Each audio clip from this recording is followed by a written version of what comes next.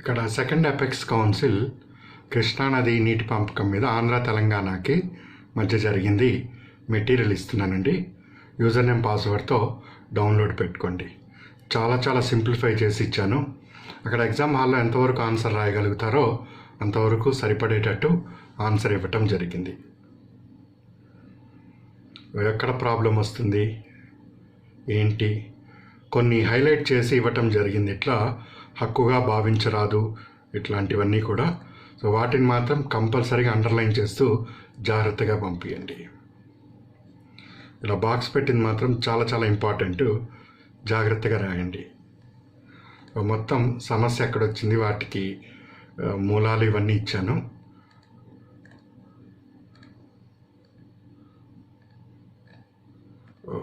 దీంతోపాటు నేను AP irrigation projects class ఇచ్చాను.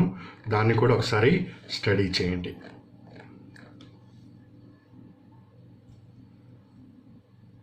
కరెంట్ అఫైర్స్ మెటీరియల్ సెప్టెంబర్ మంత్ది 2020 అప్లోడ్ చేయటం జరిగిందండి.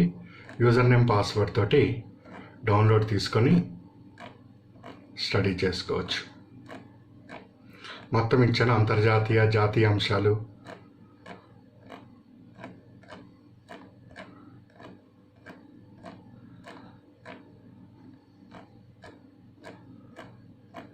ఆర్థిక అంశాలు, రాష్ట్రాలు,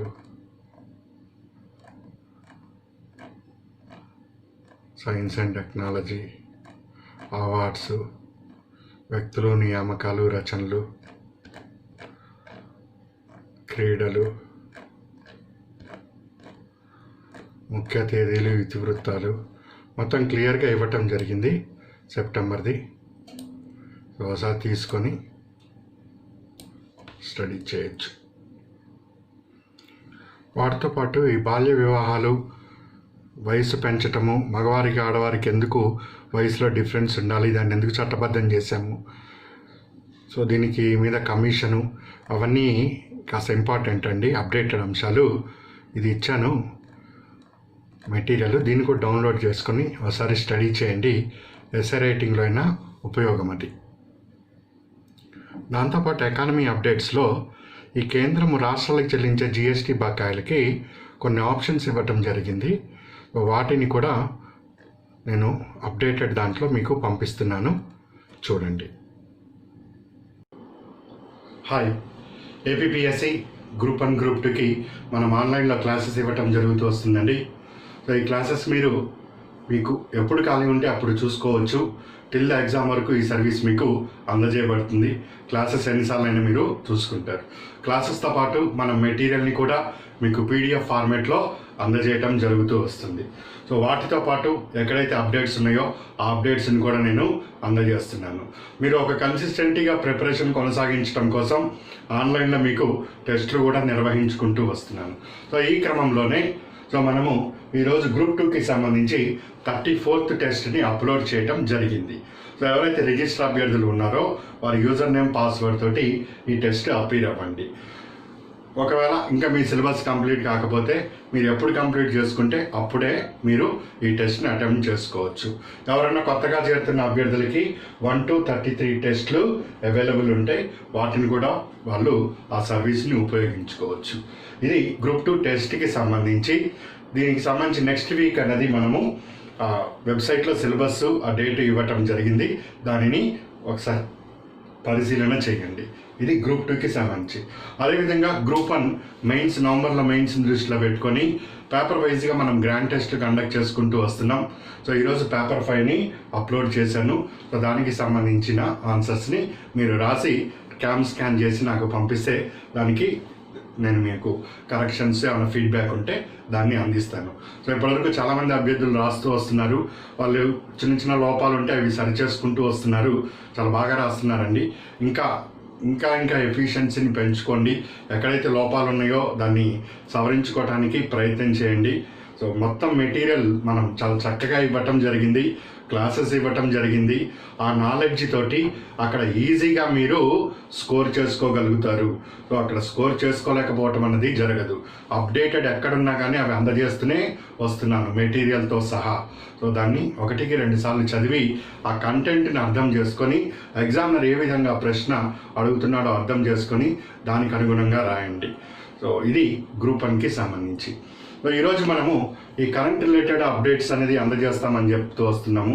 వీటిల్లో భాగంగా రీసెంట్గా ఈ అక్టోబర్ 6 నాడు ఎపెక్స్ కౌన్సిల్ మీట్ అవ్వటం జరిగింది. సో 2 తెలుగు రాష్ట్రాలైన తెలంగాణకి ఆంధ్రాకి రివర్ సమస్య, వాటర్ షేరింగ్ ఏదన్నా వస్తే ఆ సమస్యని పరిష్కరించడం కోసము ఆంధ్రప్రదేశ్ పునర్విభజన చట్టము 2014 ఏపీ స్టేట్ రీఆర్గనైజేషన్ యాక్ట్ 2014లో సెక్షన్ 9లో పార్ట్ 9లో సెక్షన్ 84 నుంచి 91 వరకు ఏ విధంగా ఈ రివర్ వాటర్కి సంబంధించిన సమస్యలు సార్ట్అవుట్ చేసుకోవాలనే అంశము తెలపబడి ఉంది. సో ఆంధ్రప్రదేశ్ పునర్విభజన చట్టము 2014 పార్ట్ 9లో ఒకవేళ ఈ 2 తెలుగు రాష్ట్రాలకి సంబంధించి కృష్ణా, గోదావరి ఇట్లాంటి రివర్స్కి సంబంధించి వాటర్ షేరింగ్లో సమస్య వస్తే కేంద్ర ప్రభుత్వము పెద్దన్న పాత్ర వహించి ఈ 2 రాష్ట్రాల మధ్య ఎలాంటి సమస్య లేకుండా సక్రమంగా నీటి పంపకంకి ఆదేశాలు జారీ చేయటం జరుగుతుంది. సో దాన్ని ఎపెక్స్ కౌన్సిల్ అంటాం. సో ఇటు తెలంగాణ కానీ అటు ఆంధ్ర కానీ ఇప్పుడు కృష్ణా రివర్ దగ్గర సమస్య ఏర్పడింది. ఈ సమస్యని సార్ట్అవుట్ చేసుకోవడానికి ఎపెక్స్ కౌన్సిల్ దగ్గర సమావేశం అయ్యారు. సో ఇది second apex council meeting. First ఇది 2016లో జరిగింది. ఇప్పుడు సెకండ్ కౌన్సిల్ అనేది మీట్ అయింది. సరే, అది మీటింగ్ ఎప్పుడైంది అదంతా పక్కన పెడితే అసలు ఏమి ఉన్నది ఇందులో, ఆంధ్రప్రదేశ్ ఎలాంటి వాదన వినిపిస్తున్నది ఈ కృష్ణా నది నీటి వివాదం మీద, తెలంగాణ ప్రభుత్వం ఎలాంటి వాదనని వినిపిస్తున్నది, వీటిల్లో మనం ఎగ్జామ్ పాయింట్ ఆఫ్ వ్యూలో ఏ విధంగా అండర్స్టాండ్ చేసి దాన్ని ప్రజెంట్ చేయాలి అనేది ఈరోజు మన క్లాస్లో డిస్కస్ చేసుకుంటాం. సో చాలా ఇంపార్టెంట్. ఆంధ్రప్రదేశ్ పునర్విభజన చట్టానికి సంబంధించి గ్రూప్ 1 మెయిన్స్లో ఒకటి ఎస్ఐ రూపంలో నీటి సంబంధించి వివాదాల పరిష్కారానికి ఎలాంటి అవకాశాలు ఉన్నాయో వివరణ ఇస్తూ కృష్ణా నది మీద ఇప్పుడు ప్రస్తుతం నెలకొన్న వివాదానికి గల కారణాలు విశ్లేషణ చేస్తూ దానికి తగిన అవుట్కమ్ వే ఫార్వర్డ్ని సూచించండి అన్న కోణంలో రావచ్చు. లేదా ఏపీ హిస్టరీలో మీకు 5th యూనిట్లో ఆంధ్రప్రదేశ్ పునర్విభజన చట్టం మీద హిస్టారికల్ డెవలప్మెంట్స్ అడుగుతూ వచ్చారు. అక్కడ కూడా ఈ రీసెంట్గా జరిగిన ఎపెక్స్ కౌన్సిల్ యొక్క ముఖ్య ఉద్దేశం కానీ దాని నుంచి వచ్చిన అవుట్కమ్ కానీ అడగచ్చు. లేదా ఇండియన్ ఎకానమీ పాయింట్ ఆఫ్ వ్యూలో నీటి సమస్యకి ఇప్పుడు సరిహద్దుగా తెలంగాణతో ఆంధ్రప్రదేశ్ కృష్ణా వాటర్ మీద ఎలాంటి సమస్య ఎదుర్కొంటుందన్న కోణంలో అయినా రావచ్చు. ఇది ఏ ఏరియాలో వచ్చినా కానీ దానికి అనుగుణంగా ఆన్సర్ని ప్రజెంట్ చేయండి. సో దానికన్నా ముందు అసలు కంటెంట్ ఇందులో ఏముంది, ఆంధ్రప్రదేశ్ ఎందుకు ఇష్యూని రైజ్ చేసింది, తెలంగాణ ప్రభుత్వము ఎక్కడ ఇష్యూ రైజ్ చేసింది మొదలైన అంశాలన్నీ కూలంకుషంగా మనము అండర్స్టాండ్ చేసుకుందాం. సో ఇది ఆన్సర్ రాసేటప్పుడు మీరు చిన్న మిస్టేక్ ఏం చేస్తారంటే, ఇక్కడ కేసీఆర్ కృష్ణా జలాల్ని ఒక్క అంచు కూడా వదలము, లేకపోతే 1 మిల్లీలీటర్ కూడా ఆంధ్రాకి ఇవ్వమని గట్టిగా మొరాయించాడని, అది ఇక్కడ జగన్ ఇట్లా చేశాడని ఇట్లా వ్యక్తిగతంగా పేర్లు తీసుకోకండి. మీ ఆన్సర్లో తెలంగాణ ప్రభుత్వము, ఆంధ్ర ప్రభుత్వము ఇట్లాగే రాయండి. ఒకవేళ ఇంకా మీకు సీఎం పేరు రాయాలనిపిస్తే ఆంధ్రప్రదేశ్ ముఖ్యమంత్రి జగన్ అనుకుంటూ అట్లా రాయండి. తెలంగాణ ముఖ్యమంత్రి కేసీఆర్ దీని మీద ఇట్లా వివాదము వచ్చిందని తెలియజేశారు. అట్లా ఇండివిజువల్ నేమ్స్ రాస్తున్నప్పుడు కాస్త జాగ్రత్తగా రాయండి. అంతేగాని ఎటు లేకుండా కేసీఆర్ ఇట్లా వాదించాడు, ఇట్లా చేశాడని, లేదా జగన్ ఇట్లా వాదించాడు, ఇట్లా చేశాడని మాత్రం రాయద్దు. ఫస్ట్ పాయింట్ ఇది ఆన్సర్ రైటింగ్లో చాలా జాగ్రత్తగా మెయింటైన్ చేయండి. సెకండ్ పాయింట్, ఈ ఆంధ్ర తెలంగాణకి సంబంధించి రివర్ గురించి రాస్తున్నప్పుడు ఇదేదో ఇండో పాక్ యుద్ధంలాగా, ఇండో చైనా యుద్ధంలాగా అట్లా చిత్రీకరించి రాయద్దు. అట్లా వస్తుంది, భావజాలం అన్నది వస్తుంది మీకు, కానీ దానిని బ్యాలెన్స్ చేయటమే సివిల్ సర్వీస్. సో యాటిట్యూడ్ కానీ విజన్ కానీ డిఫరెంట్గా ఇక్కడ ప్రజెంటేషన్ చేయాలి. అందుకని వీళ్ళు వాళ్ళు కొట్టుకుంటారు, నీటి యుద్ధాలు ఆ టీవీలో వాటిలో చూపిస్తారు, నీటి యుద్ధాలు అంతేముండదు అక్కడ. యుద్ధాలు చేసుకొని తలలు ఎగిరిపోయేంత అట్లాంటి పదజాలాలు కానీ వాడకండి. ఏదైనా కానీ ప్రజాస్వామ్య పద్ధతిలో రాజ్యాంగానికి లోబడి సమస్యని పరిష్కరించటం కోసము ఇరు తెలుగు రాష్ట్రాల ప్రభుత్వాలు తగిన సమన్వయంతో కృషి చేస్తూ ఇరు ప్రాంతాలలో ప్రజలకి కావలసిన తాగునీరు అందించడానికి కృషి చేసే విధంగా అడుగులు వేస్తున్నాయి అని ఫుల్ స్టాప్ పెట్టండి. కంక్లూజన్ మాత్రం ఇదే విధంగా రావాలి.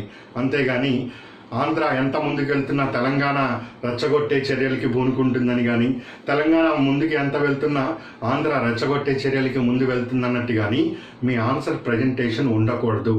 ఆన్సర్ మొత్తం ఎక్కడా కూడా 1% కూడా నెగిటివ్ రిప్రజెంటేషన్ని చేయొద్దు. ఇలాంటి కాంట్రవర్సీ ఇష్యూస్ని చాలా బ్యాలెన్స్డ్గా హ్యాండిల్ చేయాలండి. లేకపోతే మొత్తం థీమే తప్పైపోతుంది. ఆ న్యూస్ పేపర్లో కానీ టీవీలో కానీ విన్నది అదే విధంగా ప్రజెంట్ చేస్తే అక్కడ వాళ్ళు డిఫరెంట్ ఇంపాక్ట్స్ గురవుతూ ఉంటారు. పొలిటికల్ ఇంపాక్ట్ లేకపోతే ఇంకోటి ఇంపాక్ట్ వలన వాళ్ళు అలా ప్రజెంట్ చేస్తారు. కానీ మీరు ప్రజెంట్ చేసేటప్పుడు మాత్రం బ్యాలెన్స్గా చేయండి.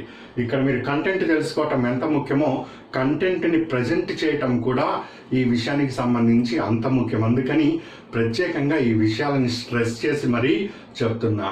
అర్థం చేసుకునే వాళ్ళకి ఇది కరెక్ట్గా అర్థమవుతుంది. క్లియర్? సరే, ఇప్పుడు ప్రాబ్లం ఏంటో చూద్దాం. సో ప్రాబ్లము, ఆంధ్రప్రదేశ్ ప్రభుత్వము పోతిరెడ్డిపాడు హెడ్ రెగ్యులేటర్ యొక్క కెపాసిటీని పెంచుతామని తెలియజేసింది.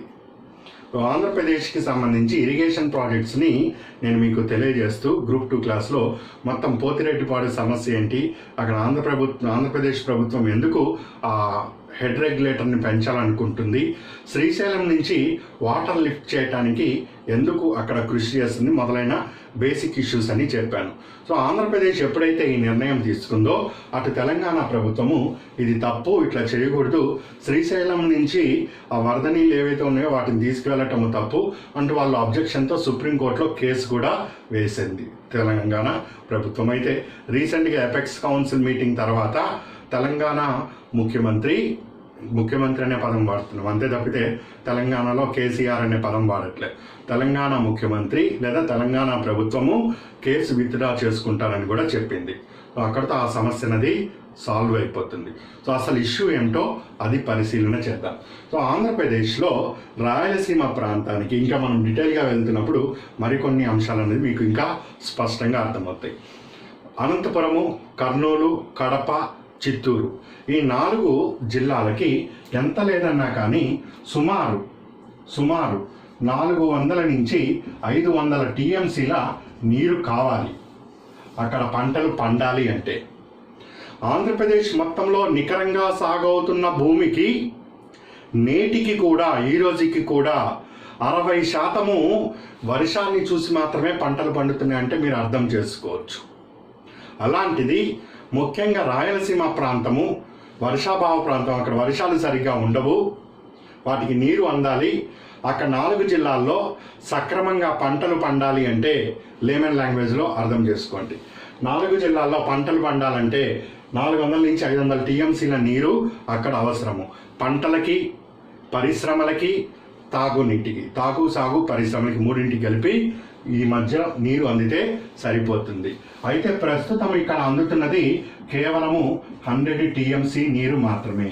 ఇంకా 300 టీఎంసీ నీరు వీళ్ళకి తాగటానికి, సాగునీరుకి, పరిశ్రమలకి అవసరం పడుతుంది. ఈ నీరు అందకపోవటం వలన, ఇక్కడ పంటలు పండకపోవటం వలన పేదరికం బాగా పెరిగిపోతున్నది. కరువు, దుర్భిక్షం అనేది ఫ్రీక్వెంట్గా రాయలసీమ ప్రాంతంలో వస్తూ ఉన్నది. అక్కడ పరిశ్రమలు పెట్టినా వాటర్ ప్రాబ్లం వస్తుందని అది సమస్య ఏర్పడుతుంది. అదేవిధంగా తాగటానికి కూడా చాలా కష్టంగా ఉంటుంది. సో ఈ సమస్యలన్నీ పరిష్కారం కావాలంటే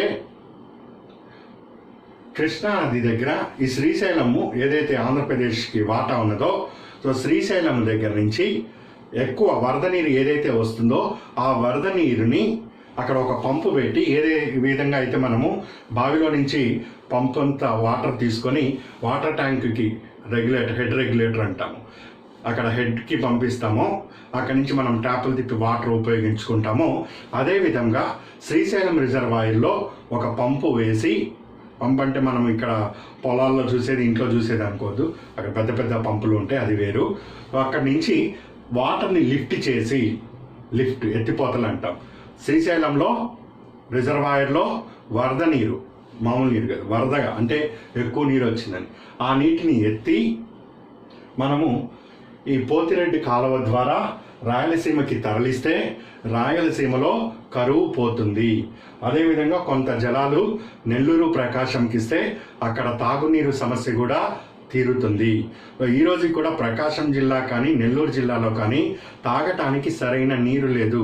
ఎట్లా ఉన్నదంటే అక్కడ బాగా అక్కడ ఖనిజాలు, ఇది గ్రైనేట్ రాయి అవి కూడా ఉంటుంది. వాటర్ భూగర్భ జలాలు అవన్నీ పైకి వచ్చేసరికల్లా కొన్ని ఖనిజాలన్నీ అందులో కరిగిపోయి ఆ వాటర్ తాగటం వలన బాడీలో బోన్స్లో ఆ కాల్షియం పర్సంటేజ్ తగ్గిపోయి ఎముకలు పింగాణి పాత్రలాగా, ఏ విధంగా అయితే నల్గొండలో సమస్య ఉందో ఇట్లాంటిదే ఇక్కడ కూడా వాటర్ ప్రాబ్లం అనేది ఎరేజ్ అవుతుంది. మనిషి పెరుగుతున్నాడనే కానీ బోన్లో దమ్ము ఉండట్లేదు, ఇరిగిపోవటం. మామూలుగా ఇలా ఎరగొడితే ఎలా ఇరిగిపోతుంది అట్లా అయిపోతున్నాయి. సో సమస్య తీవ్రం అవుతున్నది. అందుకని ఇటువైపు కూడా తాగునీరు అందించడానికి అవకాశం ఉంటుంది మనం శ్రీశైలం నుంచి ఎక్స్ట్రా నీరు తెచ్చుకుంటే అని ఆంధ్రప్రదేశ్ ప్రభుత్వము పోతిరెడ్డి కాలువకి ప్రణాళిక రూపొందించింది. సో ఇది ఇప్పుడున్న ఇష్యూ ఆర్జినేట్ అవ్వటానికి కారణమైంది. ఎప్పుడైతే పోతిరెడ్డిపాడు అన్నారో వెంటనే తెలంగాణ ప్రభుత్వం లేదు కృష్ణా రివర్లో అట్లా తీసుకువెళ్ళటానికి వీల్లేదని సుప్రీంకోర్టులో కేసు వేయటం జరిగింది. ఎప్పుడైతే కేసు వేసిందో ఆంధ్ర ప్రభుత్వం తెలంగాణతో సంప్రదిస్తుంది, తెలంగాణ ఆంధ్రతో సంప్రదిస్తుంది. ఈ రెండు ప్రభుత్వాలు లేదు మన ఇద్దరికి సమస్య వచ్చినప్పుడు విభజన చట్టం పార్ట్ 9లో ఉన్న విధంగా మనము కేంద్రం దగ్గర అపెక్స్ కౌన్సిల్లో మీట్ అయ్యి సమస్య సాల్వ్ చేసుకుందాం అనుకున్నాయి. రెండు కూడా మంచి ఆలోచన. అదేవిధంగా రెండు ప్రభుత్వాలు వర్చువల్ మీటింగ్, ఇప్పుడు ఫిజికల్గా ఎవరు వెళ్ళడానికి అవకాశం లేదు కాబట్టి వర్చువల్ మీటింగ్లో రెండు ప్రభుత్వాలు అపెక్స్ కౌన్సిల్ దగ్గర సమావేశమై, అయ్యా ఆంధ్ర ప్రభుత్వమైన నేను ఇలాంటి ప్రతిపాదన చేశాను, తెలంగాణ ప్రభుత్వం ఇలా అంటున్నది, సో దీనికి మీరు ఒక సొల్యూషన్ చూపించండి అని రెండు ప్రభుత్వాలు అడగటం జరిగింది. ఇట్లా ఆంధ్ర వాళ్ళు అట్లా చేస్తామంటున్నారు, ఇట్లా మేము అంటున్నాము, దీనికి మీరు సొల్యూషన్ చూపించండి తెలంగాణ. సో ఇది బ్యాక్గ్రౌండ్. ఇక్కడి నుంచి మనము సబ్జెక్ట్లోకి ఎంట్రీ అవుతాం. అయితే ఇక్కడ అభ్యర్థులు మరొక అంశాన్ని కూడా గుర్తు చేసుకోవాలి. ఏంటి అంటే తెలంగాణ ప్రభుత్వము ఈ బ్రిజేష్ కుమార్ ట్రిబ్యునల్ ముందు కృష్ణా రివర్ వాటర్లో ఇప్పుడు ఏదైతే పంపకాలు జరుగుతున్నాయో అది సరైంది కాదు, మాకు మళ్ళీ బ్రిజేష్ కుమార్ ట్రిబ్యునల్ కొత్త అవార్డుని ప్రకటించండి, మా వాదనలు వినండి అని ఫ్రీక్వెంట్గా బ్రిజేష్ కుమార్ ట్రిబ్యునల్ దగ్గర వాదనలు ఇప్పుడు కాదు 2014 నుంచి చేస్తుంది. ఆ వాదనల యొక్క మర్మము కూడా మనకు అర్థం కావాలి. సో ఫస్ట్ ఈ పాయింట్ని అర్థం చేసుకొని అప్పుడు సబ్జెక్ట్లోకి వెళ్తే మీకు మరింత నాలెడ్జ్ అనేది అందుబాటులోకి వస్తుంది. చూద్దాం. ఆ రోజు అంటే విభజన జరుగుతున్న సమయానికి, అంటే ఉమ్మడి ఆంధ్రప్రదేశ్గా ఉన్నప్పుడు 100% కృష్ణా రివర్ ఉంది. సో దాన్ని మహారాష్ట్ర, కర్ణాటక, ఆంధ్రప్రదేశ్కి 33% సమానంగా పంచింది అనుకుందాం. ఒక కేక్ ఉన్నది, 3 రాష్ట్రాలకి పంచాలి సమానంగా అన్నప్పుడు ఇలా కట్ చేస్తాం, అంతే కదా. సో ఇక్కడ ఉమ్మడి ఆంధ్రప్రదేశ్లో 33% వచ్చింది అనుకుందాం, మాట వరుసకి అనుకుంటే, ఇప్పుడు ఆంధ్ర తెలంగాణ అన్నది సరే పంచుకుంటే 16% వస్తున్నది, 0.5 అటు ఇటుగా. క్లియర్. విభజన జరిగిపోయిన తర్వాత ఆంధ్ర తెలంగాణ 2 కొత్త రాష్ట్రాలు ఏర్పడ్డాయి.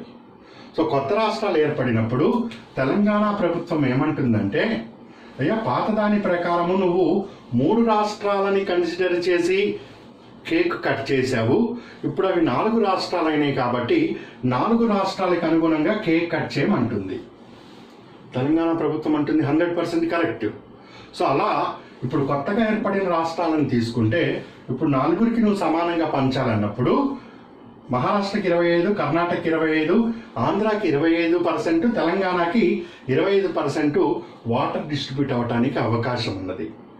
అయితే ఇట్లా తెలంగాణ ప్రభుత్వం ఎప్పుడైతే రైజ్ చేసిందో మహారాష్ట్ర, కర్ణాటక అబ్జెక్షన్స్ తెలుపుతున్నాయి. అవి ఎందుకు తెలుపుతున్నాయి? కొత్తగా 2 రాష్ట్రాలు ఏర్పడి నువ్వు ఇట్లా పంచమంటే ఇక్కడ 33% కాస్త 25% అయిపోయింది మహారాష్ట్రకి. అందుకని అవి అడ్డుపుల్లలు వేస్తూ ఉన్నాయి.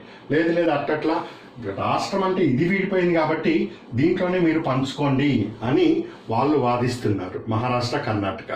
తెలంగాణ ప్రభుత్వం ఏమంటుంది? అది ఉమ్మడి ఆంధ్రప్రదేశ్ కాబట్టి నువ్వు అట్లా పంచావు, అందులో తప్పులేదు. ఇప్పుడు 2 రాష్ట్రాలు అయినప్పుడు నువ్వు ఈ రాష్ట్రానికి రావాల్సిన హక్కుని నువ్వెవడు ఆపటానికి? నీకెంత హక్కు ఉందో దీని మీద నాకు కూడా అంతే హక్కు ఉంది అని తెలంగాణ వాదిస్తుంది. సో ప్రస్తుతము ఇది బ్రిజేష్ కుమార్ ట్రిబ్యునల్, ఇంకా ఫైనల్ అవార్డు రాలేదు. తెలంగాణ వాదన ఇట్లా ఉన్నది. సో దీనివల్ల మీకు ఏమర్థమవుతున్నది? తెలంగాణ వాదన ఒకవేళ బ్రిజేష్ కుమార్ ట్రిబ్యునల్ ముందు బలపడితే ఆంధ్రప్రదేశ్కి, తెలంగాణకి మరిన్ని కృష్ణా జలాలు వచ్చే అవకాశాలు ఉన్నాయి. ఇది ఇట్లా పక్కన పెడతాం ఇప్పుడు అర్థం చేసుకోవటానికి. సరే, ఇప్పుడు పాయింట్కి వస్తే, సో ఆంధ్రప్రదేశ్ ఏమని వాదిస్తున్నదంటే, ఆంధ్రప్రదేశ్ విభజన చట్టం ప్రకారము ఆంధ్రప్రదేశ్కి 512 టీఎంసీల నీరు విభజన చట్టంలో మీరు ఇస్తామని చెప్పారు. అంతే ఉన్నది కదా చట్టంలో. మేము 512 టీఎంసీల నీరు మాత్రమే మేము రాయలసీమ ఎత్తిపోతల పథకానికి తీసుకొని వెళ్తాను అని ఆంధ్ర వాదిస్తున్నది. ఆంధ్ర ఏమని వాదిస్తున్నది? ఇదిగో చట్టం చూడు, విభజన చట్టము 2014. అందులో ఏం చెప్పావు? కృష్ణా రివర్ నుంచి 512 టీఎంసీలు ఆంధ్ర వాళ్ళకి, 299 టీఎంసీలు తెలంగాణ వాళ్ళకి ఇవ్వమని ఉంది. ఆ రోజు అంగీకరించాం, అదే చట్టమైంది.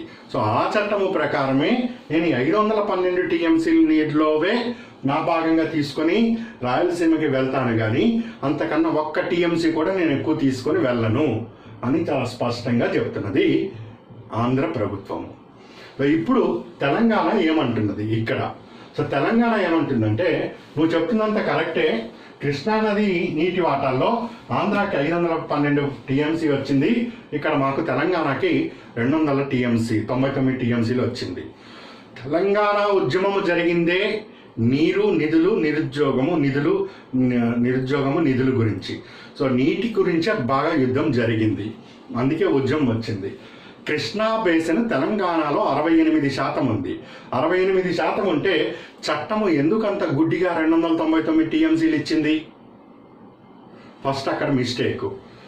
ఆంధ్ర ప్రాంతంలో కృష్ణా పరివాహక ప్రాంతం 32% ఉంది, వాళ్ళకేమో 512 టీఎంసీలు ఇచ్చావు. సో ఫస్ట్ అక్కడ మాకు కృష్ణా రివర్లో అన్యాయం జరిగింది, ఫస్ట్ పాయింట్. సో జరిగింది పోగా మళ్ళీ నువ్వు ఆ నీరంతా తీసుకొని వెళ్తా అంటాం తప్పు, దానికి నేను అంగీకరించను అని ఫస్ట్ క్వశ్చన్ రైజ్ చేసింది. 500 టీఎంసీలు కృష్ణా బేసిన్లో కాకుండా ఇంకోటి ఇక్కడ ఏమంటుందంటే, 512 టీఎంసీలు వచ్చింది, నువ్వు 512 టీఎంసీలని కృష్ణా పరివాహక ప్రాంతంలో మాత్రమే ఉపయోగించుకో. అంటే ఏంటి? గుంటూరు, మీకు ఈ కృష్ణా జిల్లా, ఈ 2 ప్రాంతాల్లోనే 512 టీఎంసీలు వాడుకో అంటుంది.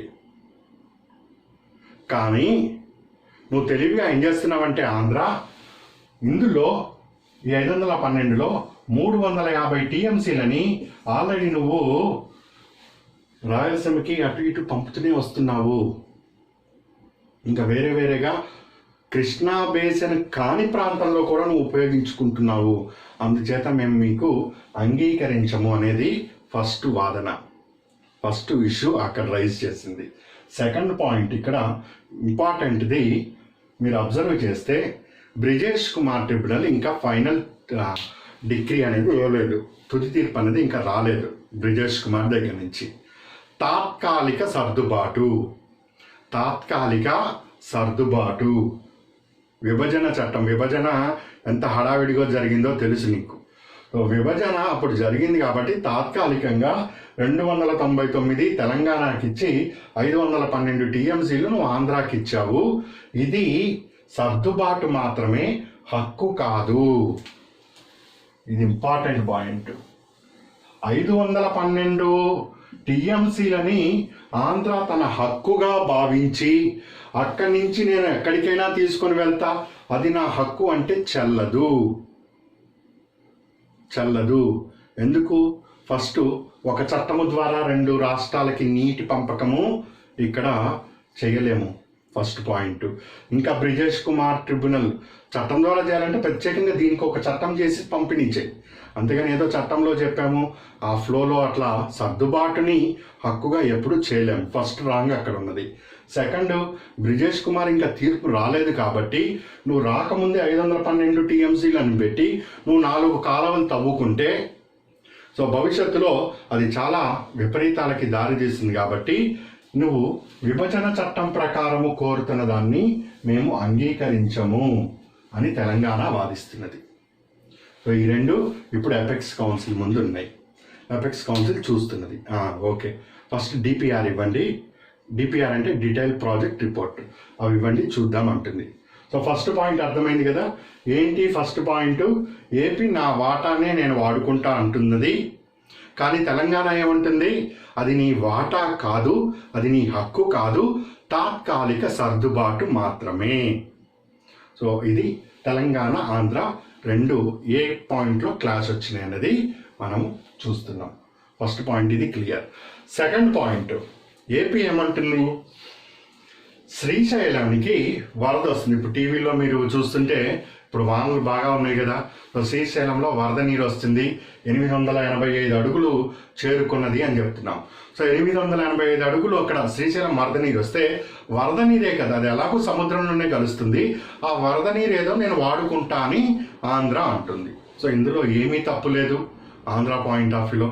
తెలంగాణ కూడా అదే అంటుంది. సో మరి తెలంగాణ ఏ పాయింట్ ఆఫ్ వ్యూలో అబ్జెక్షన్ రైజ్ చేసింది? సో ఇది జాగ్రత్తగా గమనించండి, మీకు చాలా ఈజీగా అర్థమవుతుంది. అసలు వరద నీరు అంటే ఏమిటి? ఏ సమయంలో శ్రీశైలం రిజర్వాయర్లో ఉన్న నీరుని నువ్వు వరద నీరుగా పరిగణిస్తావు అన్న క్వశ్చన్ తెలంగాణ గవర్నమెంట్ రైజ్ చేయడం జరిగింది. ఇప్పుడు శ్రీశైలం ఇట్లా ఉంది రిజర్వాయరు, వరద నీరు అంటే వరద అంటే ఏంటి? ఆ గట్టు కన్నా ఎక్కువ నీరు పొంగటము. ఆ ఎక్కువ నీరు ఏది వస్తుందో దాన్నే నేను తీసుకుపోతా అంటున్నది ఆంధ్ర. ఏంటి ఆ ఎక్కువ నీరు అనేది ఇక్కడ చూద్దాం. టీఎస్ కూడా తెలంగాణ స్టేట్ కూడా వరద నీరు వస్తుంది, అది సముద్రంలో కలుస్తుందంటే ఎందుకే తీసుకొని అంటుంది. కానీ విచిత్రమైన వాదన ఇక్కడ కౌన్సిల్ ముందు రైజ్ చేయడం జరిగింది. ఏంటది? శ్రీశైలం రిజర్వాయరు ఇక్కడ ఎత్తులో ఉంది. ఇక్కడ దీనికన్నా తర్వాత ప్రాంతంలో నాగార్జున సాగర్ అక్కడ డ్యామ్ గట్టు ఉంది, అది మీకు తెలిసిందే. ఏది తెలంగాణలో ఉంది ఇప్పుడు అది. ఇటువైపు పులిచింతల, గుంటూరులో మీకు పులిచింతల అనేది ఒక డ్యామ్ ఉంది. ఈ రెండిటికి కూడా శ్రీశైలం నుంచి వాటర్ అనేది అక్కడికి చేరుకుంటుంది అనుకుందాం. నాగార్జున సాగర్లో 312 టీఎంసీ నీరు చేరిన తర్వాత జాగ్రత్తగా అర్థండి, శ్రీశైలంలో నీరు వరద వచ్చింది కదా నేను ఇక్కడి నుంచి పట్టుకెళ్తా అంటే నేను ఆ వరద నీరుని గేట్లు ఓపెన్ చేసి నేను వదిలేస్తే శ్రీశైలంలో రిజర్వాయర్లో నీళ్ళు నాగార్జున సాగర్లోకి వెళ్తాయి. 2 పాత్రలు తీసుకున్నారు. ఈ పాత్ర నిండుగా ఉంది, ఈ పాత్ర ఖాళీగా ఉంది. ఈ నిండుగా పాత్రను ఏం చేస్తాం? ఇందులో నుంచి కొంత నీరు ఇందులో పోసుకుంటాం. ఇది నిండే వరకు ఇందులో నీరంతా తీసి ఇందులో పోసుకుంటాం. అదేవిధంగా శ్రీశైలంలో నీరంతా కూడా గేట్లు ఓపెన్ చేసి నాగార్జున సాగర్లోకి పంపిస్తా. నీళ్లు వరద వస్తే వచ్చింది, ఆ వరద నీళ్ళనే ఇక్కడికి పంపిస్తా. 300 టీఎంసీల నీళ్ళు వచ్చే వరకు కూడా శ్రీశైలంలో నీరు ఇటువైపు వెళ్తుంది. First point. సెకండ్, నేను అక్కడనే ఏం తాగుతానని చెప్పట్లే. నీళ్లు ఆంధ్రాలో పులిచింతల గుంటూరులో ఉంది. సో ఇక్కడికి కూడా 45 టీఎంసీలు నీరు పంపిస్తా. ఇక్కడ 312 టీఎంసీలు, ఇక్కడ 45 టీఎంసీలు నీరు శ్రీశైలంలో నుంచి వెళ్ళిన తర్వాత ఈ లైన్ అండర్లైన్ చేయండి అక్కడ ఎగ్జామ్ హాల్లో. నాగార్జున సాగర్కి 312 టీఎంసీల నీరు, పులిచింతలకి 45 టీఎంసీల నీరు వెళ్ళిన తరువాత ఇది యూటర్న్. అప్పుడు శ్రీశైలంలో ఇంకా నీరు అంటే ఇక్కడ అర్థము 885 అడుగుల మించి ఉంటే, 885 లోపల ఉంటే దాన్ని వరద నీరు అనం. దీని కెపాసిటీ 885. 885 అడుగులు మించి ఉంటే అప్పుడు తీసుకొని వెళ్ళు ఆంధ్రాకి సమస్యే లేదు అంటుంది తెలంగాణ. అది కూడా ఇంపార్టెంట్, ఈ లైన్ కూడా. అది కూడా గ్రావిటీ పద్ధతిలో తీసుకెళ్ళు. పంపులు వేసి పంపు నుంచి తీసుకొని వెళ్తానద్దు. గ్రావిటీ ద్వారా అంటే ఏంటి? నీరు పల్లంకి ప్రవహిస్తూ ఉంటుంది ఎత్తులో మించి. ఇట్లా ఉంటే ఇట్లా వెళ్తుంది. గ్రావిటీ ఎటువైపు లాగుతుందో అటువైపు నీరు ప్రవహిస్తూ ఉంటుంది. శ్రీశైలం పొంగితే ఆ పొంగిన జలాలని అట్లా తవ్వుకుంటూ చక్కగా అంతే తీసుకుని వెళ్ళు తప్పితే నువ్వు మోటార్లు పెడతాను పంపుతో నీళ్లు లాగుతానని అనద్దు అని తెలంగాణ ప్రభుత్వం చెప్తుంది. సో తెలంగాణ ఏమంటుంది? మాకు ఇక్కడ నెట్టంపాడు, ఈ జూరాల, ఇవన్నీ ప్రాజెక్టులు ఎన్నో, డిండి, ఇవన్నీ ప్రాజెక్టులు కట్టుకున్నాం. నువ్వు ఇట్లా ఇక్కడ మిగిలిన నీరు ఇక్కడి నుంచి తీసుకొని పోతానంటే మా పరిస్థితి ఏమవుతుంది? రేపు మా ప్రాజెక్టులన్నీ ఎండిపోతాయి. సో ఈ తెలంగాణ ప్రాంతము కష్టమైపోతుందని ఫస్ట్ ఒక ఇష్యూ రైజ్ చేసింది. సెకండ్, 885 అడుగులు దాటిన తర్వాత నీరు దానంతటికి అదే పోతుంది కదా, మళ్ళీ నీకు లిఫ్ట్ ఎందుకు? లిఫ్ట్ అంటే పంపులు వేసి నీరు ఎందుకు లాగుతావు అంటే నీ మైండ్లో డెడ్ స్టోరేజ్ అంటారు. డెడ్ స్టోరేజ్ అంటే ఇంతకు మించి తగ్గటానికి వీల్లేదు. ఆ ప్రాజెక్ట్లో ఖచ్చితంగా ప్రాజెక్ట్లో అంత నీరు మెయింటైన్ చేస్తూ ఉండాలి. అంతకు పై వస్తేనే వేరే వాటికి ఉపయోగించుకోవచ్చు. నువ్వు పంపు సెట్లు వేసి నీరంతా లాగుదామని చూస్తున్నావా ఆంధ్ర అన్నది ఇప్పుడు తెలంగాణ వాదన. మామూలుగా వరద నీరు వస్తే అదే పొంగిపోతుంది కదా, ఇక్కడ నీకు ఇంకా పెద్ద సమస్య ఏమీ లేదు.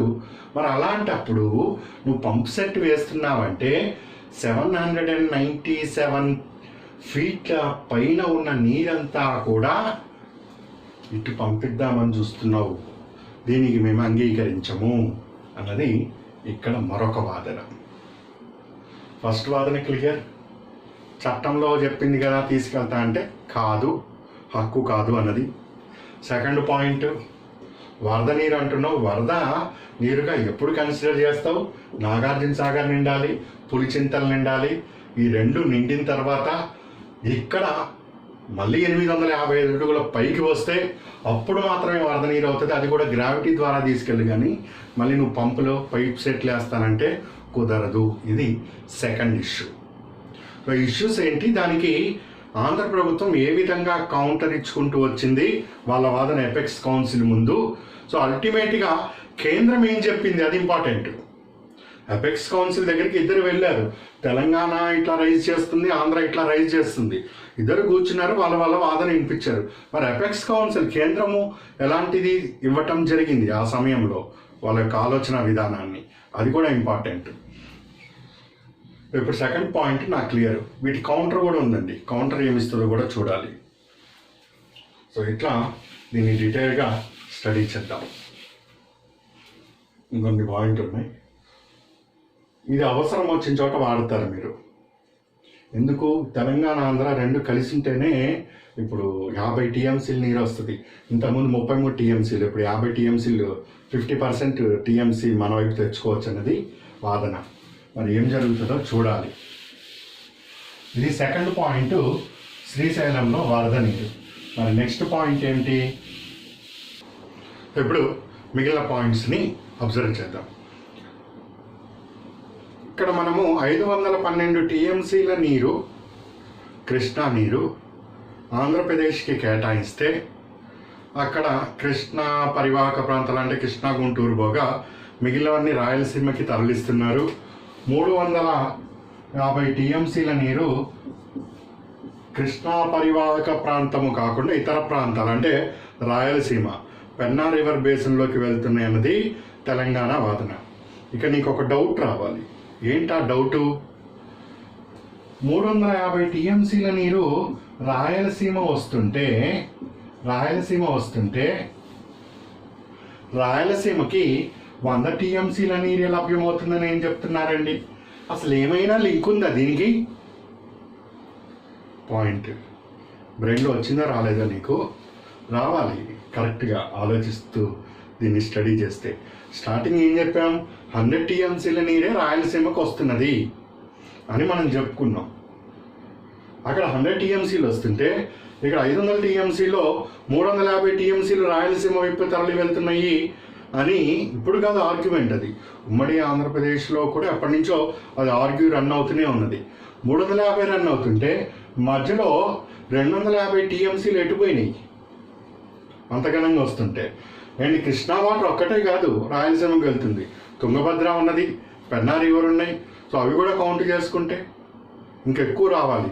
అన్నీ కలుపుకుంటేనే 100 వస్తున్నది అంటే సో ఖచ్చితంగా ఇక్కడ 350 టీఎంసీలు రావట్లేదన్న విషయం నీకు స్పష్టంగా అర్థం అవ్వాలి. ఇప్పటికే ఒక అర్థమైతే వెల్ అండ్ గుడ్, ఇప్పుడు చెప్పే పాయింట్ అర్థమవుతుంది.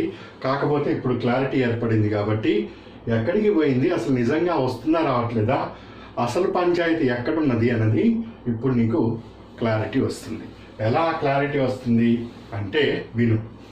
శ్రీశైలం దగ్గర నేను పంపులు వేసుకొని అక్కడి నుంచి నీరు తీసుకొని వెళ్తాను. దానికి పోతిరెడ్డు పాడు హెడ్ రెగ్యులేటర్ లిఫ్ట్ పథకం అని నేను ఒక నామకరణం చేసి వెళ్తున్నానది ఆంధ్రప్రదేశ్ ప్రభుత్వం యొక్క వాదన. ఏమని చెప్తుంది, మాకు రావాల్సిన వాటానే నేను తీసుకొని వెళ్తా. ఫస్ట్ నుంచి అదే మాట కదా, రావాల్సిన వాటానే తీసుకొని వెళ్తా. ఆ నీరు కూడా హంద్రీనీవా, గాలేరు నగరి ఈ ఏవైతే జలాశయాలు నిర్మించుకున్నామో ఆ జలాశయాలకి నువ్వు అంటున్న ఈ 350 టీఎంసీ నీరు అవసరమవుతుంది. ఆ నీరు మాత్రమే నేను తీసుకొని పోతాను తప్పితే ఒక్క చుక్క కూడా నాకు ఎక్స్ట్రా అవసరం లేదు. ఇప్పుడు నేను ఏదైతే తీసుకొని పోతున్నానో, భవిష్యత్తులో తీసుకొని పోబోతానో దానిని మాత్రమే నా హక్కుగా నేను తీసుకొని వెళ్తున్నా తప్పితే శ్రీశైలంలో ఏదో తెలంగాణకి రావాల్సిన వాటా ఒక్క చుక్క ముట్టుకోను. అండ్ ఎక్స్ట్రాగా నేను తీసుకెళ్తున్న ఈ నీరు ఏదైతే ఉంటుందో దీనివల్ల ఎక్కువగా 1 ఎకరం కూడా సాగయ్యేది అవకాశం మాకేమీ లేదు. గతంలో ఏదైతే హక్కు ఉందో అదే వెళ్తున్నది తప్పితే కొత్తగా మేమేమీ చేయట్లే. సో దాన్ని మేము తీసుకెళ్ళాలి అంటున్నారు అందరూ. సో పాయింట్ అర్థమవుతుంది కదండి. పోతిరెడ్డిపాడు హెడ్ రెగ్యులేటర్ ద్వారా నేను నీరు తీసుకొని వెళ్ళి హంద్రీనీవా నగరి జలాశయాలు నింపుకుంటా అన్నది ఆంధ్రప్రదేశ్ ప్రభుత్వం యొక్క వాదన. విను, ఇక్కడ పాయింట్ ఉన్నది. ఏంటి ఆ పాయింట్? వాస్తవానికి రాయలసీమకి కృష్ణా రివరు ఇవ్వటానికి వీల్లేదంటే నేను నువ్వు చెప్పటం కాదు, అది గోళ ఎప్పుడో 1970లో నుంచి అది నడుస్తూ ఉంది. ఎందుకు వచ్చింది ఏంటి అన్నది అని పక్కన పెట్టండి. నీటి వివాదాలు అన్నది అన్ని చోట్ల జరుగుతూ ఉంటే పక్కన పెట్టండి. సో ఆ కృష్ణా వాటర్ని డిస్ట్రిబ్యూషన్ సాల్వ్ చేయడానికి వాటర్ డిస్ట్రిబ్యూషన్ని Krishna water distribute tribunal, first బచావతి ట్రిబ్యునల్ అని అప్పుడు నియమించారు. బచావతి ట్రిబ్యునల్ ఏం చేస్తుందంటే శ్రీశైలంలో నీరు నిల్వ ఉంటుంది కదా, సూర్యరశ్మి పడటం వల్ల ఆవిరైపోతూ ఉంటుంది. ఈ ట్రిబ్యునల్ వాళ్ళు ఏం చేస్తారంటే ఇట్లా నష్టాలు వాటిని కూడా లెక్కేసి ఫైనల్గా పంపకం అనేది చేస్తారు. రైతు దగ్గర నుంచి ఒక 100 కేజీల బస్తా మార్కెట్కి వచ్చింది అనుకుందాం. సో అక్కడ రైతు అందులో నింపేటప్పుడు లేకపోతే లోడ్ వేసేటప్పుడు లోడ్ డౌన్ చేసేటప్పుడు 10 గ్రాములో 100 గ్రాములో తగ్గుతూ ఉంటుంది. కరెక్ట్ అక్కడ 100 కేజీలు అన్నావు, ఇక్కడ కూడా 100 కేజీలు ఎందుకు తోకలేదంటే కొన్నిటికి జవాబు చెప్పలేము. ఇట్లా జరుగుతూ ఉంటుంది. 5% 10% నష్టం అన్నది. అట్లాంటిదే ఇంత పెద్ద జలాశయము సూర్యరశ్మి పడటం వలన నీరు ఆవిరయ్యి వెళ్ళిపోతూ ఉంటుంది. సో ఆవిరయ్యేది 30 టీఎంసీలుగా బచావత్ ట్రిబ్యునల్ లెక్కగట్టింది. శ్రీశైలంలో ఇంత ఆవిరవుతుంది 30%. సో అంటే ఖచ్చితంగా 30 అవుతుందా అండి ఎవ్రీ ఇయర్ అంటే ఏమీ కాదు. ఒట్టిగా అట్లా లెక్కేసి మిగిలింది పంపిణీ చేస్తారు. ఒకవేళ ఆవిరి కాకపోతే అవి మళ్ళీ మీరే తాగండి ఆయన అంటారు. ఆవిరి కాలేదు కదా అని వెనక్కి తీసుకుపోరు జేబులో పోసుకొని నీళ్ళని. అట్లా తిక్కగా ఆలోచించకండి. కరెక్ట్గా 30 ఆవిరి అవుతుందని పక్కన పెట్టు, ఆవిరి కాకపోతే నువ్వే వాడుకో. ఆవిరి అవుతుందని నష్టంకి పెట్టింది. మానవతా దృక్పథం మీద బచావత్ ట్రిబ్యునల్ ఇందులో 15 టీఎంసీలు రాయలసీమకి తాగటానికి పంపించండి అని చెప్పింది. రాయలసీమకి ప్రాంతానికి పంపించండి అన్నది. ఓకే, వీళ్ళు చెప్పిన తర్వాత ఇంకొంచెం అప్పుడు రాజకీయ నాయకులు వీళ్ళందరూ వెళ్ళి ప్రణాళిక సంఘం దగ్గరికి వెళ్ళి, సార్ 15 టీఎంసీలు నీరు అక్కడ ఎవరికి సరిపోతుందండి, ఇంకొద్దిగా మాకు పెంచండి అని 19 టీఎంసీల నీటికి అనుమతి తెచ్చుకున్నారు. ఇదేమో ట్రిబ్యునల్ ఇచ్చింది, ఇదేమో ప్రణాళికా సంఘం అనుమతి ఇచ్చింది. 19 టీఎంసీల నీరు రెండు కలిపితే 34 టీఎంసీల నీరు ఈ శ్రీశైలం రిజర్వాయర్ నుంచి రాయలసీమకి తాగటానికి వెళ్ళాలి. ఇది లెక్క. కానీ ఇక్కడ 350 టీఎంసీలు వెళ్తుబోతున్నాయి అన్నది ఇప్పుడు లెక్క. ఎట్లా 34 టీఎంసీలు 350కి మారబోతున్నది, ఇందులో ఏమన్నా మారిందా ఆల్రెడీ అన్నది మీరు విశ్లేషణ చేస్తూ వెళ్తారు. ఇప్పుడు క్లియర్. ఇప్పుడు 34 టీఎంసీలు శ్రీశైలం నుంచి రాయలసీమ తాగడానికి అనుమతులు వచ్చినాయి. Very good. మరి ఎట్లా తీసుకుపోవాలి శ్రీశైలం నుంచి అంటే, అక్కడ పోతిరెడ్డిపాడు హెడ్ రెగ్యులేటర్ వేసి ఆ హెడ్ రెగ్యులేటర్ ద్వారా వాటర్ని కెనాల్ నుంచి తీసుకొని వెళ్తున్నాం. ఇది విను జాగ్రత్తగా. వాస్తవంగా అనుమతి పొందింది పోతిరెడ్డిపాడు 1500 క్యూసెక్కుల నీరుని తీసుకొని వెళ్ళటానికి, 1500 క్యూసెక్కుల నీరు తీసుకొని వెళ్ళటానికి. కాకపోతే దాన్ని నిర్మించేటప్పుడే 12,000 క్యూసెక్కుల నీరు తీసుకువెళ్ళటానికి సరిపడా సామర్థ్యం కలిగేటట్టు నిర్మించుకున్నాం. ఆ రోజుల్లో 76, 80లో సరే అనుకున్నాం. మరి ఇంత నీరు వెళ్తున్నప్పుడు ఈ నీరు ఎక్కడో చోట జలాశయాలు నింపుకోవాలి కదా. అందుకని నువ్వు హంద్రీనీవా, గాలేరు, నగరి, వెలిగొండ ఈ జలాశయాలన్నీ నిర్మించుకున్నావు. ఇవన్నీ చూడండి, ఒక 1 by 1 స్టెప్ బై స్టెప్ వస్తుంది. తాగునీరు నుంచి 34 టీఎంసీలు, 34 టీఎంసీల నుంచి 12,000 క్యూసెక్లకి నిర్మాణం నుంచి గాలేరు, హంద్రీనీవా, వెలిగొండ ఇవన్నీ ప్రాజెక్టులుగా ఏర్పాటు అవటం జరిగింది. ఇన్ని ప్రాజెక్టులు అయితే ఉన్నాయి. కానీ ఈ 12,000 క్యూసెక్కుల నీరు తీసుకొని వెళ్ళే సామర్థ్యము ఉన్న ఈ కెనాలు 350 టీఎంసీల నీరుని తీసుకొని వెళ్ళలేకపోతున్నది. ఓ గ్లాసులో నీళ్ళు ఎంత పోయగలుగుతావు అంతే పోయగలుగుతావు. ఎక్కువ పోస్తే పొంగి కింద పోతాయి. సో ఈ రోజుకి కూడా ఒక్కసారి జాగ్రత్తగా విను. ఈ రోజుకి కూడా కృష్ణా నదిలో వరదలు వస్తే వరద నీరు సముద్రంలో కలుస్తుంది. కానీ మళ్ళొక్కసారి, కృష్ణా నదికి వరదలు వస్తే వరద నీరు సముద్రంలో కలుస్తుంది. కానీ రాయలసీమకి 350 టీఎంసీలు ఎందుకు వెళ్ళలేకపోతుంది? 100 టీఎంసీలు మాత్రమే ఎందుకు ఓడిసి పట్టుకోగలుగుతున్నాము? మిగిలిన 200 టీఎంసీల నీరు ఎందుకు సముద్రం పాలవుతున్నది? క్లియర్. ఒకవేళ నీకు నిజంగా 300 టీఎంసీల నీరు వెళ్తే అసలు ఈ గోలంతా ఏమీ ఉండదు. కృష్ణానదికి వరదలు వచ్చి మనుషులు కొట్టుకుపోతున్నారు, ఆస్తి నష్టం జరుగుతుంది, వరద నీరు వెళ్ళి సముద్రంలో కలుస్తుంది. కానీ ఆ నీరుని ఉపయోగించుకోలేకపోతున్నాయి. కారణము ఈ 1200 క్యూసెక్కుల కెపాసిటీ అన్నది అంత నీరుని పట్టుకు వెళ్ళలేకపోతున్నది. నువ్వు ఇల్లు కట్టేటప్పుడు ఇంటికి వాటర్ పైపులు ఎంత వేసుకుంటావు, ఇంత సైజు వేసుకుంటావు, ఇంత సైజు వేసుకుంటావు. అదే చెరువులు నింపాలన్నప్పుడు ఈ సైజులో ఏం సరిపోతే కాస్త పెద్ద సైజు వేసుకుంటావు. ఇరిగేషన్ ప్రాజెక్టులు అన్నప్పుడు ఇంత పెద్ద సైజు వేసుకుంటావు. అంతే కదా. అట్లాగే ఇంత నీరుని నువ్వు ఇంత చిన్న కెనాల్ నుంచి పంపిస్తా అంటే పొంగి సముద్రం పాలుగాక ఏమవుతాయి? సో ఇదే జరుగుతుంది. మరి ఎందుకు దాన్ని సరి చేయట్లేదండి? రాజకీయ నాయక చిత్తశుద్ధి కావాలండి, చెప్పక్కర్లే. అది అలా నీకు నడుస్తూ వచ్చింది. వైఎస్ఆర్ సమయంలో దీన్ని 44,000 క్యూసెక్లకి చేశారు, పెంచారు సామర్థ్యాన్ని.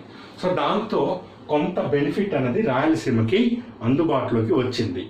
ఇప్పుడు పూర్తి పొటెన్షియల్ మనం ఉపయోగించుకోవాలి అంటే కనీసం ఇది 80,000 క్యూసెక్లకి వెళ్ళాలి. ఈ పోతిరెడ్డిపాడు హెడ్ రెగ్యులేటర్ ఇది వెళ్ళగలిగితేనే నీకు 350 టీఎంసీల నీరు నీకు రాయలసీమకి చేరుతుంది.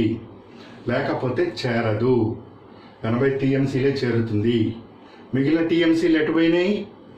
సముద్రంలో కలిసినాయి. జనాలు లంక గ్రామాలు మునిగినాయి. ఇవన్నీ చూస్తూ ఉంటాం. ఎట్లా మునుగుతాయి? ఓవర్ఫ్లో అయింది కాబట్టి నీరు మునుగుతుంది. వరద అంటే ఏంటి? గట్టుని దాటి నీరు పొంగటమే వరద. ఎందుకు గట్టి దాటింది? అది పోవటానికి కెనాల్ లేదు. హైదరాబాద్లో చిన్న వాన పడితే ఎందుకు పొంగిపోతుంది? అర్బన్ ఫ్లడ్డింగ్స్ అంటాం. ఎందుకంటాము? ఆ పడిన వాన భూమిలోకి ఇంకాలి లేదా ఒక చిన్న ఈ డ్రైనేజ్ ద్వారా బయటికైనా వెళ్ళాలి. ఆ రెండూ లేవు కాబట్టి చిన్న వాన పడ్డా కానీ ఈత కొట్టుకుంటూ వెళ్ళాలి. చూస్తున్నాం మనం టీవీల్లో ప్రత్యక్షంగా అన్ని చోట్ల, ముంబై కానీ ఇవన్నీ కూడా. సో ఇప్పుడు ఇంత రావాలి అంటే ఇది కట్టాలి అన్నది ఆంధ్ర వాదన. అయితే తెలంగాణ ఏమంటుందంటే ఇవన్నీ కూడా పెన్నా పరిధిలోకి వచ్చే ప్రాజెక్టులు. గాలేరు నగరి, హంద్రీనీవా, వెలిగొండ ఇవన్నీ కూడా పెన్నా బేసిన్ అంటారు కానీ కృష్ణా బేసిన్ అనరు. సో ఒక బేసిన్ నుంచి ఇంకో బేసిన్కి నీరు వెళ్ళటానికి ఎట్లా? అది కాక తెలంగాణ ప్రాంతంలో చెప్పాను స్టార్టింగే 68% కృష్ణా బేసిన్ ఉంచుకొని అక్కడేమో ఈ పాలమూరు, రంగారెడ్డి, ఈ నెట్టెంపాడు ప్రాజెక్టులకేమో నీటి కేటాయింపులు లేకుండా నువ్వు ఇంత తీసుకొని పోతా అంటే రేపు ఇవన్నీ కూడా ఎండిపోయి తెలంగాణ మళ్ళీ నీటి సమస్యను ఎదుర్కొంటుంది అన్నది తెలంగాణ వాదన. అయితే ఇక్కడ చెప్తున్న అంశం ఏమిటి అంటే ఆంధ్రప్రదేశ్ తెలంగాణ అదే వాదిస్తుంది. నువ్వు ఇప్పుడు పోతిరెడ్డిపాడు అన్నది విస్తరణ చేయటానికి వీలు లేదు. ఈ లైన్ రాసుకో కరెక్ట్గా. పోతిరెడ్డిపాడు విస్తరణకి అవకాశం లేదు, ఆల్రెడీ అయిపోయింది. నువ్వు కొత్తగా దాన్ని విస్తరించి ఎక్కువ నీళ్ళు తీసుకువెళ్ళటం అన్నది మా హక్కుల్ని హరించటమే. ఇది తెలంగాణ వాదన. దానికి కౌంటర్గా ఆంధ్ర ఏం చెప్పింది? ఆంధ్ర ఏం చెప్పిందంటే కాళేశ్వరము, సీతారాం సాగరు ఇట్లాంటివన్నీ కూడా విస్తరణ పేరుతో మీరు చేపట్టినవే. వాస్తవంగా లేదు, విస్తరణ అనుకుంటూ ఈ ప్రాజెక్టులన్నీ నువ్వు నిర్మించుకున్నావు. అలా నిర్మించుకొని అక్కడ నువ్వు ఆ విధానాన్ని పాటిస్తే పోతిరెడ్డిపాడుని నేను విస్తరిస్తే వచ్చిన నష్టం ఏంటి? నీకొక విధానం, నాకొక విధానము ఉండదు. సో కేంద్రము కూడా అదే అని చెప్పింది. అవును, విస్తరణ పేరుతో ఇది జరిగినప్పుడు ఇది ఎట్టా తప్పవుతుంది అన్నది కేంద్రం కూడా అన్నట్టుగా మనం చెప్తున్నాము. పాయింట్ లాజిక్నే ఉంది. సో కాళేశ్వరంకి నువ్వు సైజ్ పెంచి ఇవన్నీ చేస్తే అక్కడ ఎక్కువ ఒడిసి బట్టి అదంతా చేసినప్పుడు అదేంటి విస్తరణ అన్నావు. ఓకే, పోతిరెడ్డిపాడు విస్తరిస్తాం. హెడ్ రెగ్యులేటర్ని విస్తరిస్తే మీకు సముద్రంలో కలిసేది ఇక్కడ వస్తాయండి, అంత మించి ఏమీ లేదు. ఒకవేళ అంతగా సమస్య ఏర్పడితే ఆంధ్ర వాళ్ళు తెలంగాణకి నీళ్ళు ఇవ్వరా, తెలంగాణ వాళ్ళు ఆంధ్రాకి నీళ్ళు ఇచ్చుకోరా? మాట్లాడుకొని ఉంటే అక్కడ మనిషి చచ్చిపోతున్నాడు, రైతు చచ్చిపోతున్నాడు, తాగడానికి నీళ్ళు ఇవ్వంటే ఈ బేసిజాలకు పోయి కూర్చుంటారా ముఖ్యమంత్రులు కానీ ప్రజలు కానీ? సో వాళ్ళేమి పరాయి వాళ్ళు కాదు, వీళ్ళేమి పరాయి వాళ్ళు కాదు. అందరూ నిన్న మొన్నటి వరకు కలిసి ఉండే వాళ్ళమే, భవిష్యత్తులో కూడా కలిసి ఉండాల్సింది. ఇదేదో ఆంధ్ర పాకిస్తాన్, భారత్ పాకిస్తాన్, భారత్ చైనా లాగా మీడియా హైలైట్ చేయటం ఇవన్నీ చిల్లర వ్యవహారాలు తప్పితే ఇక్కడ ఏమీ లేదు. సమస్యను కూర్చొని ఉంటే పరిష్కారం అదే లభిస్తుంది. రేపు మొత్తం 350 టీఎంసీలు వస్తే తెలంగాణకి ఇబ్బంది కలిగితే తీసుకో ఇంకొక 100 టీఎంసీలు, లేదా ఇగో రాయలసీమ రైతులు, మన రైతులే వాళ్ళు తాగని ఒక గ్లాసు మంచినీళ్ళు ఎకరం పండించుకొని పంట పండితే వాళ్ళకి మంచిది జరుగుతాయి, మంచే జరుగుతుంది, అంతేగాని చెడేమీ జరగదు. సో ఇప్పటివరకు సమస్య ఇనిషియేట్ అయింది కానీ దాని సొల్యూషన్కి ఎవరు ప్రయత్నించలేదు. సో ఇక మీదట ఆ ప్రయత్నం జరిగి సఫలం అవుతుందని మనం ఆశిస్తాం. ఇది ఫస్ట్.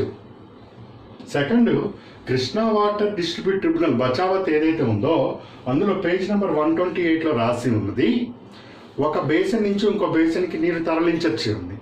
సో అట్లాగే ఇప్పుడు నువ్వు పెన్నా బేసిన్ తీసుకువెళ్ళటానికి వీల్లేదని చెప్పడానికి వీల్లేదు. ఆల్రెడీ ట్రిబ్యునల్లో చెప్పి ఉంది తీసుకొని వెళ్ళండి, అట్లా ఏమీ లేదు.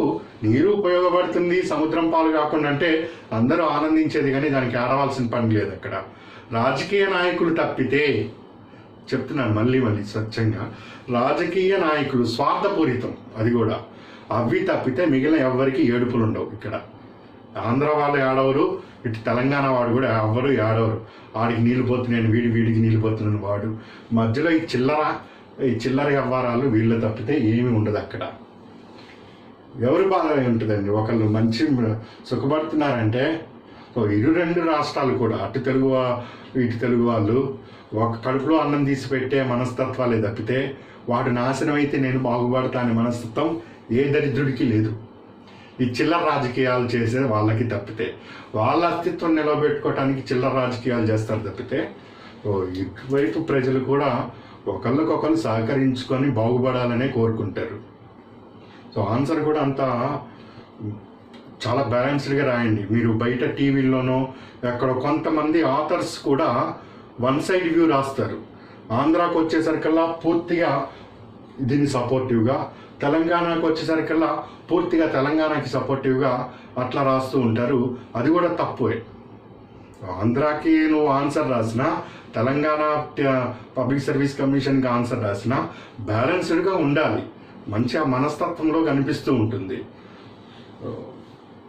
అట్లా బ్యాలెన్స్డ్గా రాయండి. అంతే తప్పితే ఇటు ఆంధ్ర రాస్తున్నప్పుడు తెలంగాణని మొత్తం దేశద్రోహంగా చిత్రిస్తూ, అదే అటు టీఎస్పీసీ రాస్తున్నప్పుడు ఆంధ్రాని దేశద్రోహంగా చిత్రిస్తూ ఆన్సర్లు ఎప్పుడు రాయకండి. ఇరువైపు ప్రజలు మంచి వాళ్ళే, ఎక్కడ లోపం లేదు అన్నట్టు చాలా బ్యాలెన్స్డ్గా ఒక ఆదర్శవంతంగా రాయండి. మనం కరెక్ట్గా ఉంటేనే మిగిలిన వాళ్ళు మనల్ని చూసైనా కరెక్ట్గా ఉంటారు. సో తుంగభద్ర ఈ నది కేసీ కెనాల్ ద్వారా పెన్నా రివర్ బేసిన్కి వెళ్తుందన్నది ఆంధ్ర వాదన. ఇప్పుడు జరుగుతున్నది. ఒక బేసిన్ మీరు ఇంకో బేసిన్కి వెళ్ళొద్దంటానికి వీల్లేదు. జరుగుతున్నది, ఇప్పుడు కొత్తది కాదు, ఎప్పటి నుంచో దశాబ్దాలుగా జరుగుతున్నది.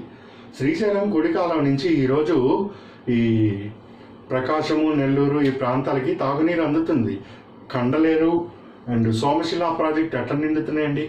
ఎక్కడో ఉన్న మద్రాసుకి తాగటానికి తెలుగు గంగా వెళ్ళగలిగింది. ఇక్కడ తాగునీరు వస్తే నష్టం ఏంటంట? సో వెళ్తున్నాయి, ఒక బేసిన్ నుంచి ఇంకో బేసిన్కి వెళ్తాయి. అదేమీ తప్పు కాదు. ఇది ఆంధ్రప్రదేశ్లోనే కాదు, దేశవ్యాప్తంగా రావి, చీనాబ్ సట్లెజ్ కూడా ఒక బేసిన్ నుంచి ఇంకో బేసిన్కి వెళ్తున్నాయి. సో అల్టిమేట్గా ఎక్కడైతే ప్రాబ్లం ఉంది, తెలంగాణ మెయిన్ అబ్జెక్షన్స్ పాలమూరు, రంగారెడ్డి, నెట్టంపాడికి అన్యాయం జరుగుతాయేమో అని ఒక భయాందోళనని అది ఎక్స్ప్రెస్ చేస్తుంది పోతిరెడ్డిపాడు విస్తరణ. సో దాన్నే కూర్చొని పరిష్కరించుకుంటే సమస్య సాల్వ్ అయిపోయి ఇరు ప్రాంతాలు మంచిగా చక్కగా అభివృద్ధి జరుగుతాయి. సో దానికే ఎపెక్స్ కౌన్సిల్లో కూడా అదే చెప్తున్నారు. బోర్డులు ఏర్పడ్డాయి కానీ దాని పరిధి నోటిఫై కాలేదు. రెండు రాష్ట్రాలు ఇలా క్యాట్ అండ్ మౌస్ కొట్లాట వలన సో ఇప్పుడు ఏర్పాటు చేస్తాం, వాటి పరిధిని నోటిఫై చేస్తాం. అవి నీటి పంపిణీపై నియంత్రణ మరియు కొత్త ప్రాజెక్టులకి సాంకేతిక అనుమతులు అవి అందజేస్తాయి బాబు. కృష్ణా బోర్డు ఏపీలో ఉండాలి, దాన్ని ఏపీకి ట్రాన్స్ఫర్ చేయండి అని సెకండ్ చెప్పింది. అండ్ కేడబ్ల్యూడిటి 1లో వచ్చిన ప్రాజెక్టులకి అనుమతులకి ఎంత నీరు అని, కేడబ్ల్యూడిటి 2లో ఒకవేళ 1లో రానివి ఏమైనా ఉంటే 2లో అనుమతులు నీరు తెచ్చుకున్నవి పోనిచ్చి, ఈ రెండు కాకుండా ఇప్పుడు కొత్తగా ఏమన్నా చేపడితే దానికి డిపిఆర్లు ఇవ్వండి అని రెండు రాష్ట్రాలను అడిగింది. Detail project reports. ఇరు రాష్ట్రాలు కూడా, తెలంగాణ, ఆంధ్ర కూడా డీటెయిల్ ప్రాజెక్ట్ రిపోర్ట్స్ ఇవ్వటానికి సిద్ధమయ్యారు. డీటెయిల్ ప్రాజెక్ట్ రిపోర్ట్లు అంటే ఇప్పుడు ఆల్రెడీ ఎగ్జిస్టెడ్ ఉన్న వాటిని ఏం ముట్టుకోము. కొత్తగా ఏమన్నా ప్రాజెక్టులు చేపడితే వాటికి మాత్రము వెళ్తారు డిపిఆర్. కొత్తగా విస్తరణ ఏమన్నా చేపట్టినా ఉన్న కెపాసిటీ కాకుండా దానికి కూడా వెళ్ళొచ్చు, ఏమీ లేదు. ఇది ఫైనల్గా ఎపెక్స్ కౌన్సిల్లో జరిగింది. అల్టిమేట్గా ఏమిటంటే ఇటు తెలంగాణకి అబ్జెక్షన్ ఏమీ లేదు, ఆంధ్ర బాగుపడుతుందంటే. సో ఆంధ్రప్రదేశ్ కూడా తెలంగాణకి మట్టి కొట్టేసి వాళ్ళ నీళ్లు తెచ్చుకొని ఇక్కడ పబ్బం గడుపుకోవాలని లేదు. ఇది కేవలము గతంలో ఏర్పడిన ఒక అస్పష్టత, అన్సర్టెనిటీ లేకపోతే కన్ఫ్యూజన్ స్టేటస్, అస్పష్టత వలన ఈ వివాదం ఇట్లా వచ్చింది తప్పితే ఇరు ప్రాంతాలు కూడా సుభిక్షంగా అట్లా మీ వర్డ్స్లో ఉండాలని రెండు ప్రభుత్వాలు కృషి చేస్తున్నాయి. ఆ దిశగా సత్ఫలితాలు అందించే విధంగా కేంద్రం కృషి చేస్తుంది. అల్టిమేట్ ఆల్ ఈజ్ వెల్, అందరూ బాగుండాలి. సో అట్లా చాలా బ్యాలెన్స్డ్గా ఫుల్ స్టాప్ పెట్టండి. సో ఇవి నువ్వు ఆన్సర్ రాయటానికి సరిపోయేంత అంశాలు. ఎక్కడ తెలంగాణ అబ్జెక్షన్ తెలుపుతున్నది అన్నప్పుడు కరెక్ట్గా రాయటానికి నీ దగ్గర స్టఫ్ ఉండాలి. ఆంధ్ర ఎందుకు పోతిరెడ్డి అన్నప్పుడు ఏపీ ఎకానమీలో ఇరిగేషన్ ప్రాజెక్ట్స్ దగ్గర నీకు చెప్పాను, అదొకసారి స్టడీ చేసి ఇక్కడ అంశాలు కూడా స్టడీ చేయి, అక్కడ అవుతుంది. ఈ రెండు క్లబ్ చేస్తే ఆన్సరు వచ్చేస్తుంది. ఇవి కాకుండా ఇంకా నీకు దీని తర్వాత ఇంకా వస్తూ ఉంటాయి ఆర్టికల్స్ న్యూస్ పేపర్లో అక్కడ ఇక్కడ. ఓపిక ఉంటే కలెక్ట్ చేసుకో, రాయి. ఇవి అయితే కంపల్సరీగా బ్యాలెన్స్డ్గా జాగ్రత్తగా రాయండి. ఓకే అండి. సో నెక్స్ట్ మళ్ళీ ఇంకో సందర్భంలో మీట్ అవుదాం. Good luck.